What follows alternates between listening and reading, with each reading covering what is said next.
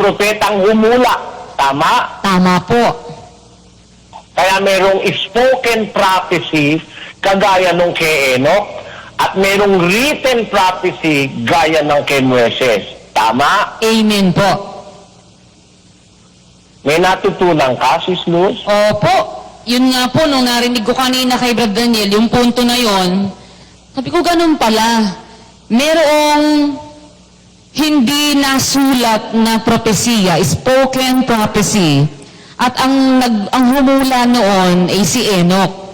Kanina po napansin ko po nga yung punto na yon, na yung si Propeta Enoch, humula siya pero hindi nakasulat yung kanyang hula. Spoken yon pero hula yon. At kasama po yun doon sa paksangan na lahat ng mga propeta ng Diyos, kasama po doon si Enoch. Tapos yun nga po, Babalikan mo yung 3:21, Sis Luz, pakibasa mo uli. na siya'y kinakailangang tanggapin ng langit hanggang sa mga panahon ng pagsasauli sa dati ng lahat ng mga bagay na sinalita ng Diyos Sinalita ng Diyos sa pamamagitan ng sulat ng kanyang mga banal na propeta buhat pa ng una. Tama ba basa ko? mali po. Ano ang tama? Ang tama po, na sinalita ng Diyos sa pamamagitan ng bibig ng kanyang mga banal na propeta buhat pa ng una. Ibig sabihin, Sis Luz, Ibig po sabihin, meron talagang hula, hindi susulat, kung hindi sasalitain ng bibig. Sa bibig po, sasabihin, spoken prophecy talaga. Hindi maisusulat po ito. Yun nga po. Nung panahon ng una, hindi pa nga marunong sumulat ang mga tao at wala pang pagsusulatan. Tama? Tama po. Ang nag-umpisa lang sa pagsulat, si Propeta Moises. At napakalayo na niya mula kay Enoch, kay Abraham, kay Isaac, at saka kay Jacob. Sa lahat ng panahon na yon na may mga prophecy na sinasabi ang Diyos. Sabi ni Pablo, nagsalita ang Diyos ng unang panahon sa ating mga magulang, sa sari-saring panahon at sa iba't ibang mga paraan sa pamamagitan ng mga propeta na nagsalita ang Diyos sa pamamagitan ng propeta sa bibig nila, hindi sa isinulat nila dahil di pa nga nakaka-invento ng pagsulat noon eh. Naintindihan mo ba, Sis Luz? Opo, tama po. Na ang tema ng lahat ng sinasabi ng mga propeta na yon, yung pagbabalik ni Kristo para isauli sa dati ang lahat ng bagay. Naintindihan mo? Amen po. Okay, ano natutunan mo? Yun po, ang isa sa mga natutuhan ko nga po, meron nga nangyaring mga mishaps, mga bagay na hindi talagang yun ang original na plano ng Diyos. Nasira, kumbaga na-discarril po, kumbaga sa tren, merong original plan ang Diyos. Pero hindi po yun ang nangyari. Kasi nga, dahil sa kabutihan na rin ng Diyos, hindi ko mo nagkamali, patay agad. Kung di po, pinagbigyan ng Diyos yung mga tao na masunod rin yung kanilang free will. At lahat po ng ito, nagpapatunay kung gaano kadakila ang ating Diyos. Na after na yung mga bagay na ito ay nangyari na, bagaman hindi niya kagustuhan, hindi yun ang talagang plano niya, pero dadating ang panahon na maibabalik niya po doon sa talagang gusto niya. Yun nga pong halimbawang binigay ni Brad Daniel, yung sa computer. Ngayon, pag ang tao, gumagawa ka sa computer, tapos nagkamali ka o hindi yung gusto mong napunta ron, piniklik mo yung undo. Nawawala yun, nabubura na yung mga mali, tapos may ko-correct mo na mula sa umpisa, doon sa gusto mong maging takbo ng mga pangyayari o gusto mong ilagay doon, isulat.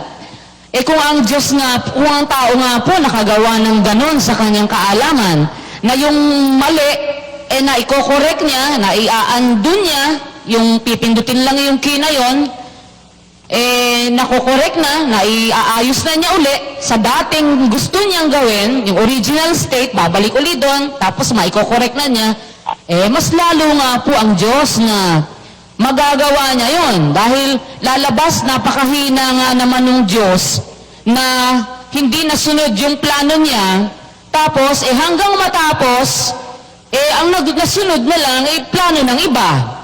Hindi yung gusto niyang natupad, hindi yung gusto niyang namayani sa bandang huli, lalabas hindi po Diyos yun. Sa tao man lang, parang sa taong walang ano po yun parang napakatanga naman nun.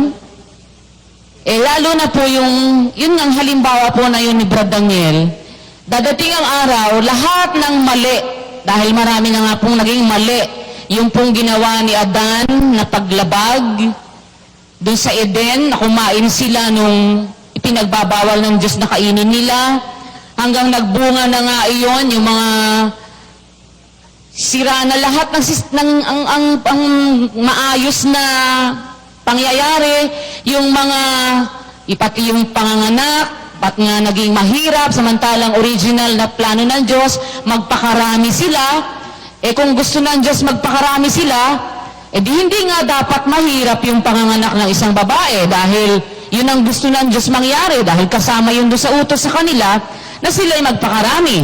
Pero ang nangyari, naging mahirap. Tapos po, pati ang buhay ng tao naging mahirap hanggang sa yung si Abel at saka si Cain nga, nagkaroon na rin ng gulo doon sa kanila, pinatay ni Cain si Abel. Hanggang sa dumating na nga po sa mga panahong nagdaan na yan, hanggang sa panahon natin ngayon, yun na po yung mga consequences nung mali na nga na nangyari nung una. Kaya hanggang ngayon, mali na, maraming mali, mga mishaps, kumbaga may chain of mishaps na po na nakikita tayo, pero ang pag-asa na nga lang na natitira sa atin, yun po ang nabasa natin sa Biblia sa Gawa, na dadating pala ang panahon na pagka ang Panginoong Hesukristo natanggap na siya sa langit, dadating po yun, at tapos babalik sa uli, dadating ngayon yung panahon ng pagsasauli sa dati ng mga bagay. Yun po, napakagandang punto po yun na parang nagbigay sa akin ng may pag-asa akong tinitingnan na bagaman mali lahat yan, dadating ang araw, babalik sa dati, dun sa original state, na corrected na, maganda na lahat, ayon sa plano ng Diyos, yung napakagandang plano niya. Parang i-imagine ko po na, na-foresee ko po na mayroong ganong dadating na araw, kung saan tama na lahat. Lahat ng mali, ma-erase, tapos tama na lahat yung susunod na mga mangyayari. Parang ganun po naging epekto sa akin nung pakikinig po nitong paksang ito. Ganun po. At yun naman talaga ang intensyon. Amen po. Yun naman talaga ang intensyon ng aral ng Diyos sa tao, Sis Luz, kasi sa gitna ng kawalang pag-asa, nagbibigay ng pag-asa salita ng Diyos sa Biblia. Naintindihan mo yon? Opo. Kaya alamin natin ngayon, paano ba yung pagsasauli ng at ng bagay sa dati? How is that? Sa Mateo 13:41-43, Sister Luz, let us read. Susuguin ng anak ng tao ang kanyang mga anghel at kanilang titipunin sa labas ng kanyang kaharian ang lahat ng mga bagay na nakakapagpapatisod at ang nagsisigawan ng katampalasanan. At sila Napansin mo ba yon? Napansin mo ba yon? Ang gagawin sa labas ng kaharian ng Diyos, titipunin ng mga anghel ang lahat ng mga masasama. Yung nakapagpatisod, yung nakapagpadiskaril, yung mga gumawa ng mga katampalasanan, yung mga untoward things na nagawa. Lahat ng participants doon na gumawa noon, mula kay Satanas, hanggang sa kanyang mga anghel, hanggang doon sa mga tao, titipunin sa labas ng kaharian ng Diyos. Ano mangyayari? Tuloy natin. At sila'y igagatong sa kala ng apoy. Diyan na nga ang pagtangis at ang pagngangalit ng mga ngipin. Kung Lahat gumawa ng masama, yung pinanggalingan ng lahat ng kasamaan sa mundo, sa universo, sa spiritual world, lahat ng pinanggalingan ng kasamaan, lahat ng kasinungalingan, lahat ng mga peke, lahat ng mga paimbabaw, lahat ng hindi totoo, lahat ng kalaban ng katwiran at ng katotohanan, at lahat ng kasinungalingan, titipunin, ibagagatong sa kala ng apoy. Kung asan yung pagtangis at ang pagngangalit ng mga ngipin. Ano mangyayari afterwards? 43. Kung magkagayoy, magliliwanag ang mga matuwid na katulad ng araw sa kaharian ng kanilang ama. Ang mga may pakinig ay makinig. Ayan. Ang mga may pakinig, makinig. Huwag matulog. Ang mga may pakinig, makinig. Huwag mainit. Minsan-minsan lang ito, George. Huwag kayong masyadong mainit, mga kapatid. Ano sabi? Magliliwanag ang mga matuwid. Magliliwanag ang mga matuwid katulad ng araw sa kaharian ng kanilang ama. Ayan. So doon pala magsishine. Doon mapapansin yung matutuwid. Yung katwiran mo, yung pagkaapi mo, na pagtitiis mo, yung ginawa mong kabutihan na hindi napansin, may tatko na magliliwanag yon to glorify what good things that you have done. Naintindihan mo yun, Sis Luz? Opo, awa ng Diyos, naintindihan po namin. So, doon ngayon magaganap yung restitution. Aalisin lahat ng pinanggalingan ng mga maling pangyayari, ibabalik na yun dun sa tama, magiging puro tama lahat. Tama? Tama po. Kaya ba ng Diyos yun, Sis Luz? Kaya po niya. Parang ganito. Minahal ka ng isang kapatid. Opo. Mahal mo rin yung kapatid. Opo. May dumating na kampo ng demonyo, pinagkagalit kayo, yung maninirampuri at mapagatid dumapit. Sabi kasi sa Biblia, ang mga mapagatid dumapit, naghihiwalay ng magkaibigang matalik. Hindi ba ganon, kapatid na Luz? Tama po. Yun nga yung pagmamahalan mo ng kapatid, nasira nung mapagatid dumapit, nagkaroon ng hindi magandang pangyayari. Pag ibinalik na ni Kristo lahat ng bagay, maaalis ngayon yung mapagatid dumapit, gagatong sa kala ng apoy. O di mababalik ngayon yung pag-iibigan ninyo sa isang pag-iibigang walang hanggan sa eternity. Di ba maganda yung kapatid na Luz? Opo, napakaganda po nun. Naintindihan mo yung punto ko dun sa halimbawa ko? Opo, Brad Eli. Dadating ang araw, yung mapaghatid dumapit na sinasabi ninyo, siya ang sumira doon sa magandang relasyon ninyo magkapatid. Dadating ang araw, siya aalisin, igagatong siya sa apoy. Di mababalik po uli yung relasyon ninyo na maganda nung magkapatid kayo kasi wala na yung sumira po eh. Kaya maganda na po yung mangyayaring resulta dahil wala na pong buwisit. At ang kagandahan nun, magtutuloy-tuloy yun sa walang hanggang buhay. Tama? Amen po. Yun ang restitution. Naintindihan mo? Amen po. Ayun po. Ganun po pala yun. May idea ka na ngayon ng restitution, kapatid na Luz. Opo. Yun nga pong sinabi ni Brad Daniel kanina, yung sabi niya, hindi gagawa ng bago. Kasi po, yung pinag-uusapan namin kanina na yung sa Isayas na 26 o 46:9, yung pong Gis. Yan ba yan? Yung gagawa ng bago. Ayan, sa 21:5 ng Apokalipsis. Yung nakaluklok sa luklukan ay nagsabi, narito, ginagawa kong bago ang lahat ng mga bagay. Parang naisip ko po dati, ginagawang bago ang lahat ng mga bagay, lahat bago, tanggalin lahat yan, palitan ng bago. Hindi po pala ganon. Ito po palang restitution na sinasabi, yun din. Kaya lang, tatanggalin nga po yung mga diskarel.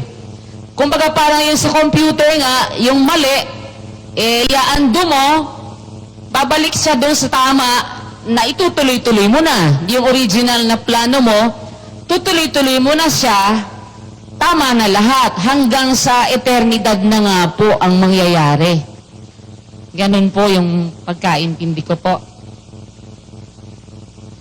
Yung pong sinasabi nyo na yun na restitution, isasauli sa dati. Doon sa punto na lahat nung ginawa ng Diyos na umpisa, original, na maganda, maayos, kumbaga, kasama dun sa Genesis 1:31 na lahat napakabuti dun sa stage po na yon. Tapos, babalik doon, tapos po, magtutuloy-tuloy na siya kasi aalisin na nga po, buburahin na nga po lahat ng mali. Magtutuloy-tuloy na po ngayon doon sa tama na. Kagaya po nung binigay nga yung halimbawa sa magkapatid na pinaghiwalay ng mapaghatid dumapit. Pag tinanggal yung mapaghatid dumapit, di magiging maganda na uli yung relasyon ng magkaibigan at dire-diretso na po yun hanggang sa walang hanggan. At alam mo, Opo. pagka ini-restore na, kapatid na Roland, kung ano ang magiging ang magandang mangyayari. Ano po magiging magandang mangyayari, Bratelli? Basahin mo yung Efeso 1:4 hanggang 5. Ito po nakasulat. Ayon sa pagkapili niya sa atin sa Kanya, bago itinatag ang sanlibutan, upang tayo maging mga banal at mga walang dungis sa harapan niya sa pag-ibig, na tayo itinalagan niya ng una pa sa pagkukupkup na tulad sa mga anak sa pamamagitan ni Hesukristo sa ganang Kanya, ayon sa minagaling ng Kanyang kalooban. Yan. Ang restitution, pag nangyari na, ang maganda ron, ang participants doon, kumbaga yung mga gaganap, yung mga tauhan sa restitution, wala nang samot o wala nang kahalong kontrabida, wala na. Puro mga pinili na yun eh. Sabi dun sa Efeso 1:4, ayon sa pagkapili niya sa atin sa Kanya, upang tayo maging mga walang banal at walang dungis sa harapan niya sa pag-ibig, na tayo tinalaga niya ng una pa sa pagkukupkop. So wala nang Judas doon, wala nang Jimenez Alejandro, wala nang Puto, wala nang Christy Perez, wala nang Permito, wala na yung matandang umaalembong pa na wala na eh. Ang magiging participants na lang doon, puro pinili na ng Diyos. O hindi mo ba nai-imagine na doon wala nang intriga, wala nang payabangan, wala nang... Kasi lahat ng intriga, payabangan, pandadahas, mga lasenggo, mga drug addict, lahat ng yan yung mga igagatong sa kalan ng apoy eh. Yung mga ayaw magbagong buhay, yung mga gumagawa nung ipinapagawa ng demonyo na ni Satanas. Mawawala lahat yun eh. O nai-imagine mo ba ngayon yung restitution na ang mga tauhan nun, mga pili na, mga chosen from all the history of humanity, yung sinasabi sa hindi natin naiintindihan, Sis Luz. Pakibasa mo, Ecclesiastes 3:15. Ang nangyari sa nagdaan ay nangyari na, at ang mangyayari pa ay nangyari na rin, at hinahanap uli ng Diyos ang nakaraan na. Ano hinahanap ng Diyos? Yung pong nangyari sa nagdaan ay nangyari na, at ang mangyayari pa, nangyari na rin. Hinahanap po uli ng Diyos yung nakaraan na, nangyari na sa nagdaan. Alin yung nakaraan na hinahanap ng Diyos? Yung kanyang mabuting kalooban, yun ang hinahanap niyang mangyari. Di ba? Tama. Kaya nga sabi, i-restitute isa sa uli sa dati. Yung gusto ng Diyos talaga, yung talagang panukala ng Diyos na kung punto ko ron, Opo. yun ang hinahanap ng Diyos na mangyari. Yung hindi nangyari, and God is able to do that. God can undo what has been done and let it happen again in accordance with His total will. Amen? Amen. Do you believe that God can do what has been, can undo what has been done? Yes, Brother Eli, I believe. Magagawa ng Diyos ibalik ang pangyayari. Parang time machine.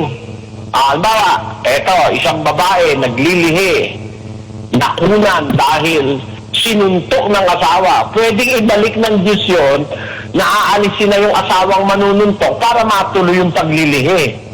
Para wag siyang makunan. Di ba gano'n, Sis Luz? Di ba? Magagawa ba ng Diyos yun? Magagawa po niya. Magawa ng Diyos yun. Pwede niyang hanapin uling mangyari yung nakaraan na. Pwede siyang umatras. Tama? Para Tama po. malagay uli sa daan. Tama ba, Sis Luz? Tamang-tama po. Kung yung computer halimbawa, nagkamali ka ng tira, nagbabasketball ka, ulitin mo yung game, iulit mo dun sa isang tamang shoot, ay, sa computer nagagawa yun, tama? Nagagawa po talaga. Is pa hindi makagawa nun. Yun nga po. Di ba? Tama po. Kaya, yung restitution, aking na, parang ini-imagine ko, napakaganda nung gagawin ng Diyos. Kasi, ang magiging tauhan dun sa restitution, para mangyari talaga yung gusto ng Diyos, ang magiging tauhan, puro pili. Basahin mo yung Roma 8:29 hanggang 30, Sis Luz. Sapagkat yaong mga nanguna pa'y kanyang nakilala, ay itinalaga naman niya na maging katulad ng larawan ng kanyang anak, upang siya ang maging panganay sa maraming magkakapatid. At yaong mga itinalaga niya ay kanyang tinawag naman, at ang mga tinawag ay inaring ganap naman niya, at ang mga inaring ganap ay niliwalhati din naman niya. Tuloy. Ano ang ating sasabihin sa mga bagay na ito? Kung ang Diyos ay kakampi natin, sino ang laban sa atin? Nakita mo? Yung mga nakilala niya ng una, ay itinalaga niya. Yung itinalaga niya,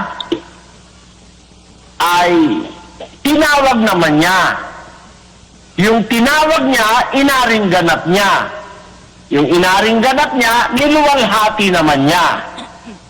O mga piling-pili na yan, kapatid na Luz?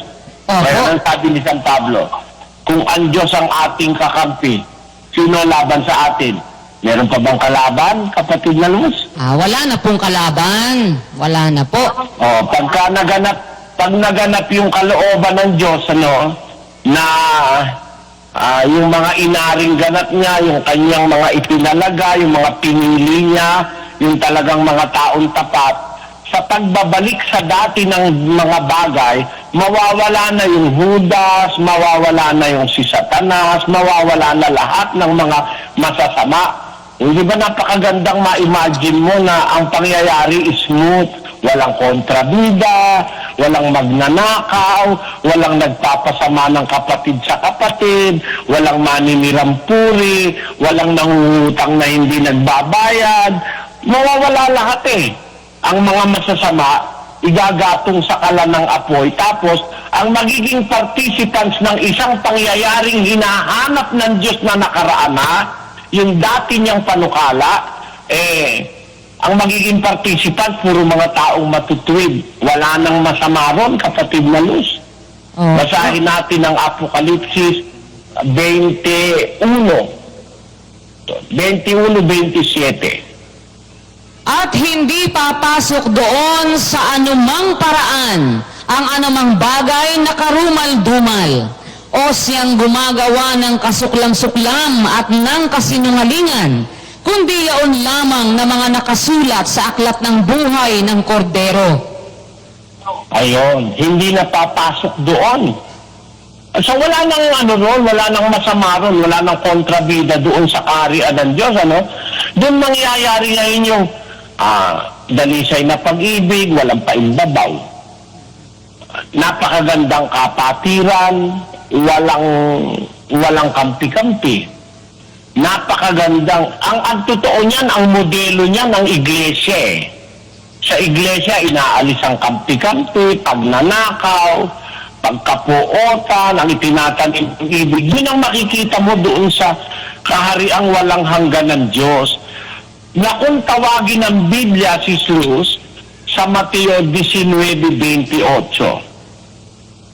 At sinabi ni Jesus sa kanila, "Katotohanang sinasabi ko sa inyo, na kayong nagsisunod sa akin sa pagbabagong lahi, pagka uupo na ang anak ng tao sa luklukan ng kanyang kalwalhatian, kayo na may magsisiupo sa 12 luklukan upang magsihukom sa 12 angka ng Israel."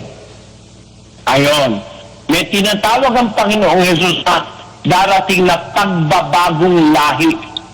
Doon sa mga sumunod sa Kanya, sa pagbabagong lahi, makatanggap sila ng kaluwalhatian.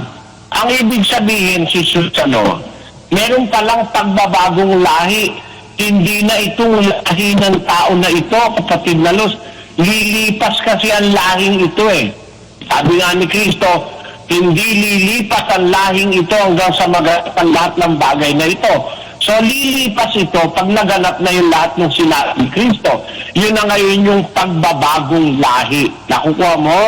Opo, awa ng Diyos, nakuha ko po yung sinasabing pagbabagong lahi.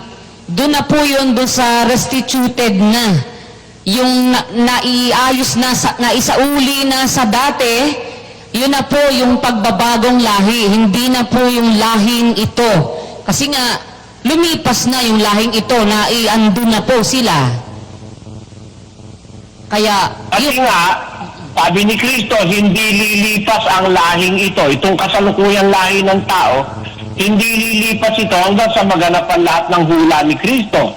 Pag naganap na lahat ng hula ni Kristo, lilipas na ang lahing ito, magkakaroon na ng pagbabagong lahi. Tama, Sis Luz? tama po. Alam mo ba kung paano nangyayari yung pagbabagong lahi, Sis Luz? Paano po ba yun? Meron na tayong insight doon eh. Meron na tayong ideya. Meron na tayong clue. Meron na tayong giya. May gabay na tayo para makita natin yung mangyayari sa pagbabagong lahi eh. Isang lahi na bago na. Alam mo kung paano nagagawa yun? Paano po? 102:18 ng awit. Ito'y isusulat na ukol sa lahing susunod, at ang bayang lalalangin ay pupuri sa Panginoon. Napansin mo ba na ang sabi, ito'y isusulat. So yung mga kasulatan, ang buong Biblia sa kanyang kabuuan, isinulat para sa lahing susunod. Hindi naman sinabing para sa mga lahing susunod. Singular lang yan, di ba, Sis Luz? Oo nga po. At ang bayang lalalangin, isa lang, di ba, Tama po. ay pupuri sa Panginoon. So meron talagang darating na lahi. At yung lahi na yon, nalalang sa pamamagitan ng kasulatan. Nalalang yon sa pamamagitan ng katwiran. Yung lahi na yon, minolde sa pamamagitan ng aral na nakasulat sa Biblia. Yung aral na yun, pag pinagsama-sama mo, makakabuo yun ng isang panibagong lahi. Yun ang sinasabi sa awit, ukol sa lahing susunod. Kaya nasulat ang kasulatan. Yan ay isang hula. May lahing susunod. Yung lahi na yun, tinatawag ding bayan. yan ay lalalangin sa pamamagitan ng katwirang nakasulat sa kasulatan, yun ay pupuri, ang lahing yaon ang pupuri sa Panginoon. Isang matuwid na lahi, walang Himeneo at Alejandro, walang Diotrepes, walang Hanes at Ambres, walang Datan, Abiram at saka si Kore, wala na yon. Wala na yung si Ananias at si Sapphira ron. Wala na lahat ng kontrabida, wala nang Kaindon. Ang nandoon, yung Abel at yung mga kagaya ni Abel. Ang nandoon ay si Maria Magdalena at yung mga kagaya ni Maria Magdalena ang sa kabila ng kasamaang pinanggalingan ay nagbago ng pamumuhay. Gandun, ang kagaya ni San Pablo ang nandoon, yung lahi na wala kang makitang masasamang intensyon sa puso, walang panglulupig sa kapwa, yung lahi na yon. At natitiyak kong hindi lahi ni Manalo yan, sis Luz. Amen po. Sabi nga ni kapatid na Manny, sino ba ikaw ang pumatay kay Marcos Mataro? Paniwala ko ikaw, hindi naman ang papatay doon yung grupo ni Almeida o kaya yung grupo ni Bilarde. Hindi rin naman papatayin si Brad Marcos ng grupo ni Eddie Villanueva. Hindi rin siya papatayin ng grupo ni Cardinal Sin. Hindi rin siya papatayin ng mga Sabadista. Hindi rin siya papatayin ng mga Saxinioba. Hindi rin siya papatayin ng mga Mormons. Sino ba ikaw pumatay? Di bahala ka na mag-isip. Di ba ganun yun, Sis Luz? Tama po yun. At ang kasinungalingan, maaalis na ro. Kasi yung gumagawa ng kasinungalingan, di makakapasok doon, sabi ng Biblia. Di alis na rin ang kasinungalingan. So, aalisin ang kasinungalingan, ibabalik sa katotohanan. Di ba ganon, kapatid na Luz? Ganon nga po. Tinan mo kung alin ang isang kasinungalingang mawawala na ibabalik ang katotohanan. Sa Roma 1:25. Sapagkat pinalitan nila ang katotohanan ng Diyos ng kasinungalingan at sila'y nagsisamba at nangaglingkod sa nilalang kaysa lumalang na siyang pinupuri magpakailanman siya nawa. 23. At pinalitan nila ang kaluwalhatian ng Diyos na hindi nasisira ng isang katulad ng larawan ng tao na nasisira at ng mga ibon at ng mga hayop na may 4 na paa at ng mga nagsisigapang. Sapagkat kahit kilala nila ang Diyos, siya'y hindi niluwalhati nilang tulad sa Diyos, ni pinasalamatan, kundi bagkus niwalang kabuluhan sa kanilang mga pagmamatuwid, at ang mangmang nilang puso ay pinapagdilim.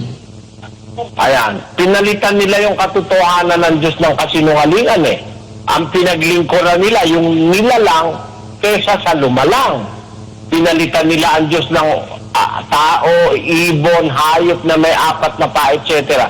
Mawawala yun, ibabalik yung totoo. So ang tao, sasamba na lang sa Diyos talaga. Wala nang ibang sasambahin ng tao. Dun sa restitution, ang sasambahin na lang natin ang Amang Diyos at ang Panginoong Jesus. Hindi na sasamba ang tao sa mga ribulto, sa pangarawan. Mababalik na yung talagang dating gusto ng Diyos.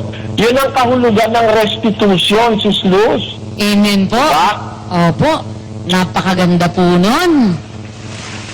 Ang maibalik ng Diyos, yung pangyayaring sana'y dapat na nangyari, pero nauntol ng mga kasama ang ginawa ng mga tao.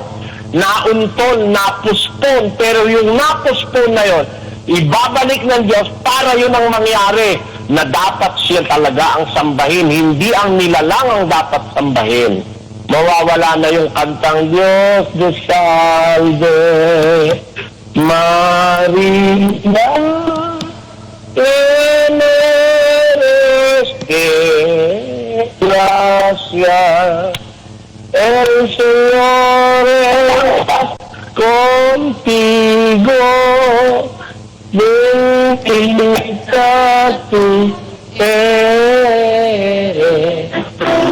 entre todas las mujeres y bendito es tú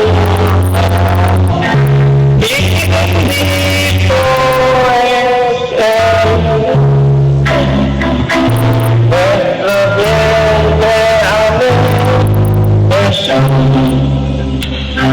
nuestro vientre, amén, es ruega por nosotros. Yan, Katislot, mawawala na yung kanta na yan. At alam na alam ko, hindi na maririnig yan doon sa eternity. Amen po. At yung mga naghihirap sa impyerno, hindi na rin na makakanta yan. Tama po. Yung mga kanta, please release me, let me go, for I don't love you anymore. To wait for love will bring us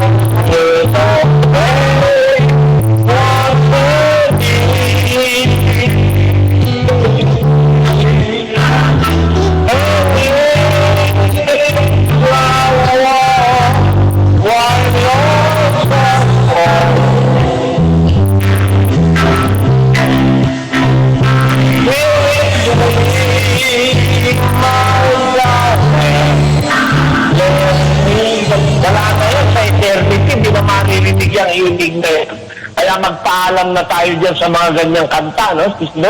Kaya yung si Haring Solomon may alam ang pagod, may bilak sa gitna, parang pinalakan ang pagod.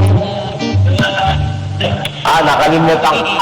Yung mga kantang ganon, saka yung mga kanta na sana dalawa ang puso ko, di na sana nalilito. Ayan, wala na yun. Yung tatlo, si Maria, si Lorna at saka si Pe. Mawala na yun. Yung mga kanta ng pagtataksil na ang sabi yung bakit ako mahihiya kung sa ito'y liligaya. Ganda. Ano ba? Yung mga pag-ibig na walang dakalang alay ko sa'yo. Sana'y malaman mo. Paano kung malaman mo, naging kahapon ko, mahalin mo pa kaya? Pero mga ganun yung mga kantang tatak ng pagkataksil sa asawa. Oy nga pala, meron akong ipinapatiwalag sa Amerika na dalawang kapatid ng saksakan ng kawalang-hiyaan ng pinagagawa. Tandaan ninyo mga kapatid, kung kakampihan ninyo ang itinitiwalag ng pangangasiwang ito, sumama na kayo sa kanila. Sumama na kayo. Pati ikaw, tiwalag na, ikaw nakakampi. Kasi matindi ang kawalang-hiyang yan pagtataksil sa asawa. Babae nagtaksil sa asawa at lalaki nagtaksil sa asawa. Parehong silang may asawa. nagtaksil sa asawa, yung kanilang ginagawang kababuyan, inilagay pa sa internet. Alam nyo, mga kapatid, ganito masasabi ko sa inyo. Tayo nagtitiwalag. Hindi tayo nagtitiwalag para sabihin wala ng kaligtasan ng itinitiwalag natin. Naintindihan mo ko, Sis Luz? Opo, Brad Eli. Alam mo ba kung ba tayo nagtitiwalag? Bakit po? Ibinibigay natin sila sa hatol ng Diyos. Sapagkat sa nasa labas, Diyos ang pumahatol. Amen. Naintindihan mo? Opo. Ay natin ang unang Korintos 5:13. Datapwat sa nga sa labas ay Diyos ang humahatol. Alisin nga ninyo sa inyo ang masamang tao. Kaya pag inalis natin dito, ipinagpapaubaya natin sa hatol ng Diyos. Yun ang kahulugan nun.